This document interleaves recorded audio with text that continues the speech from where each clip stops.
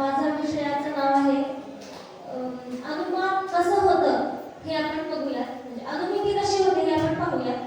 तर जेव्हा आम्ही हे शिकत होतो तेव्हा आम्हाला गुरुजींनी खूप छान आणि सोपं उदाहरण दिलं होतं की पहिली गोष्ट तर अनुमितीसाठी व्याप्ती ज्ञान, परामर्श हे सगळे ज्ञान कारण असतात. तर ते कशा कशा प्रकारे होतात हे आपण बघूया.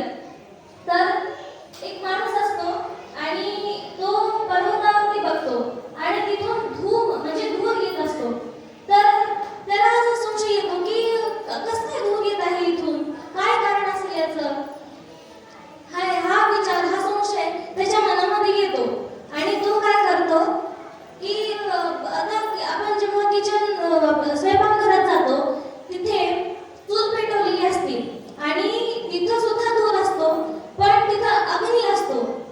असा गोठ्यामध्ये सुद्धा असतं, तिथे पण गोठ्यामध्ये सुद्धा अग्नी लावलेला असतो माशांसाठी किंवा मच्छरांसाठी. असे 2-3 उदाहरण आपल्याला सापडतात की जिथं जिथं वन्नी आहे तिथं तिथं धूम आहे. म्हणजे जिथं येत्र धूम आहे तत्र वन्नी, जिथं जिथं धूम आहे तिथं तिथं वन्नी आहे असं ज्ञान आपल्याला होतं. तर हे ज्ञान त्यांनी लक्षात ठेवलं आणि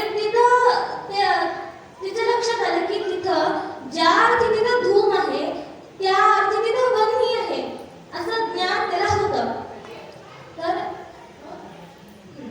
तर हे ज्ञान यालाच व्याप्ती ज्ञान असं म्हणतात.